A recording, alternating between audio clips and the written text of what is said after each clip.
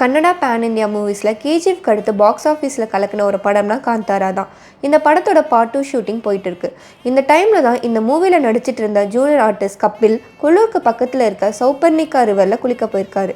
போன இடத்துல தண்ணியில் அடிச்சுட்டு போய் இறந்துட்டாரு.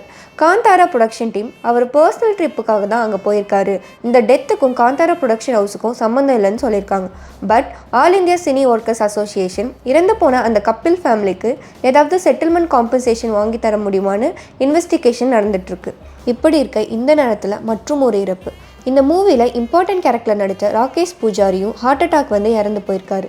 அது மட்டும் இல்லாமல் படத்தோட டீம் போயிட்டு இருந்த வேனும் ஆக்சிடென்ட் ஆயிருக்கு.